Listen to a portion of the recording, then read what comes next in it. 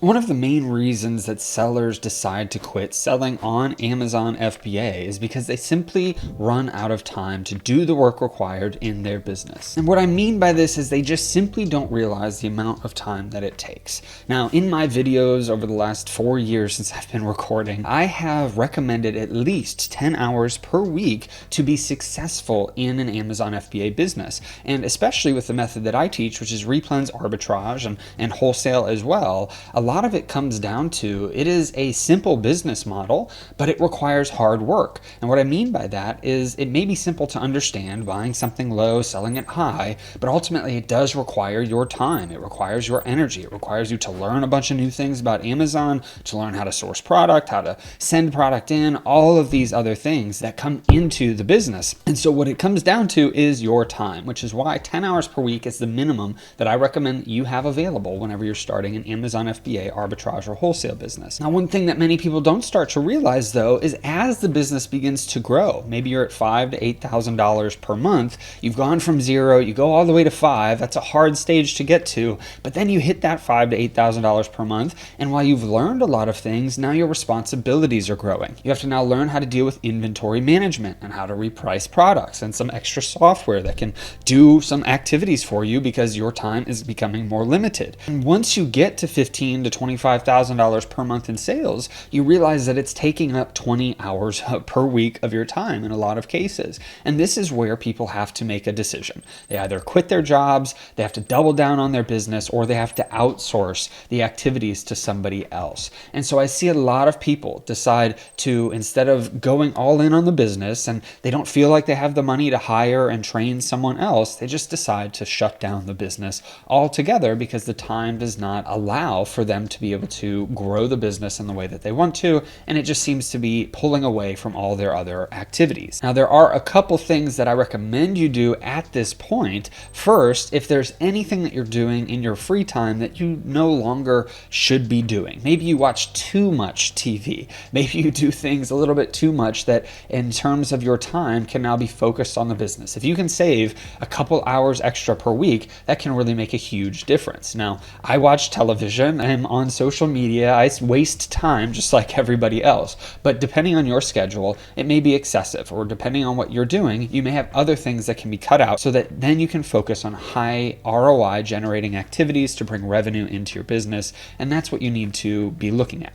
Now, the second thing that you can do is outsource activities. And as I mentioned, a lot of people decide not to do this because they don't feel like they have the time, the money, or the energy to bring somebody in. But there are multiple places that you can outsource to, and I go through this in a bunch of videos, but essentially, if you can find a software to do it, go with that. If you can find a virtual assistant to do it, you can use them. If you can find a service provider, such as a bookkeeper or a prep and ship company to do it, utilize them. These three resources allow you to be able to outsource to another place that ultimately you don't have to worry about employees or bringing in local team members. Yes, a virtual assistant is a team member, a little bit different to manage, but you can do that all virtually. You don't have to train them in-house. And so that's one of the reasons I recommend that.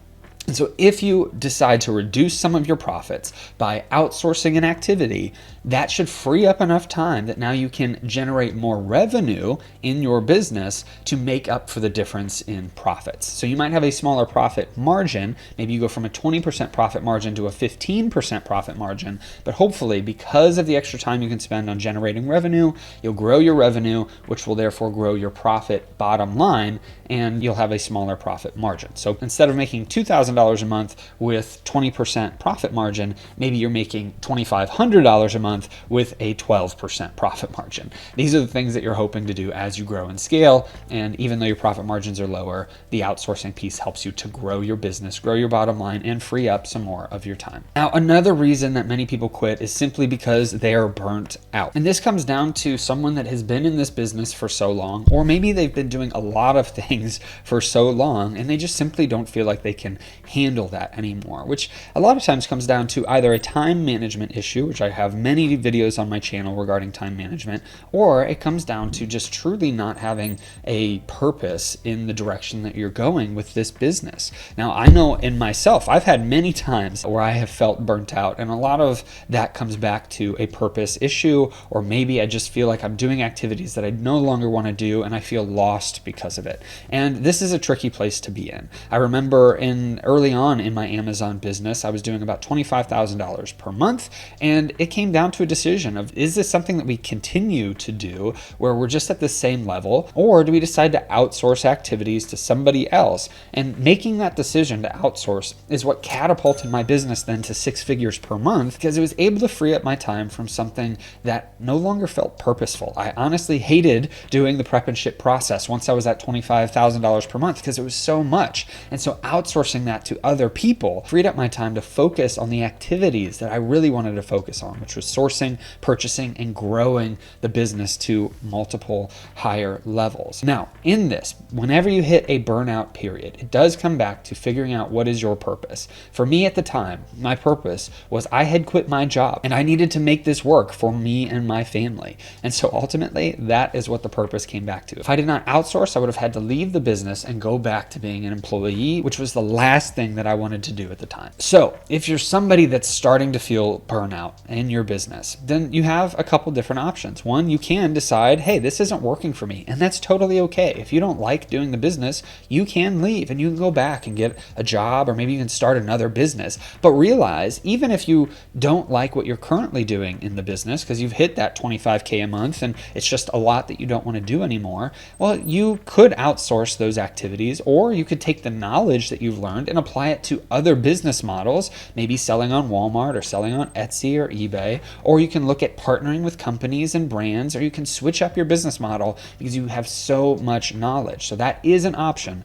but realize you may be starting from the 25-yard line instead of from zero, right? And so that's the whole point. You would be starting much further off than if you were starting with zero knowledge. So that's helpful. Now, the second thing is take a look at why you were doing this business. If you're doing this business to provide a better life for your family, better life for your kids, maybe you are doing this because you want to leave a legacy, maybe you're doing this because you want to donate to other causes, maybe you're doing this because you just want to get out of your employment situation that may not be serving you anymore, and you may not truly be enjoying this. You don't feel purposeful there. And so if those reasons are still there, then really focus on those reasons as you move forward each and every day. Because while an Amazon business, buying products, sending them to Amazon, flipping them for more money may not feel as purposeful sometimes, it is building towards that goal. And whenever you're doing this, see every transaction as an opportunity that you're serving your customer. You're serving Amazon, you're serving Amazon's customers, and you could be helping out a stay-at-home mom who didn't have time to go to the store and had to purchase a product from Amazon.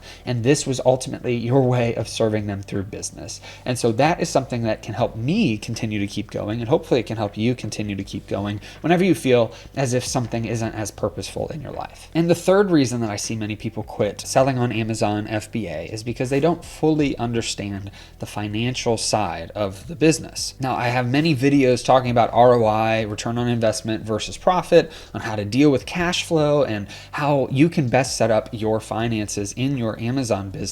Obviously, talk to your bookkeeper or accountant there. But even with these videos, there's still many sellers that don't fully understand how the balance sheet works versus a profit and loss statement. And that's a whole separate discussion. But let's say that you've bought $5,000 of inventory and you see that you're only selling $7,500 this month. And you feel like, wow, I bought $5,000 and I sold $7,500. After all my expenses, I'm making nothing. Or maybe I'm losing money. Now, you might have a negative cash balance at first, but if you were to just stop selling, then the rest of that inventory would hopefully sell if you're buying good inventory. And in that case, you may end up at the end of it with a positive profit. And so these things make a huge difference, because you might have inventory that you have purchased on your balance sheet, inventory that has yet to sell, and it is an asset to you and your company.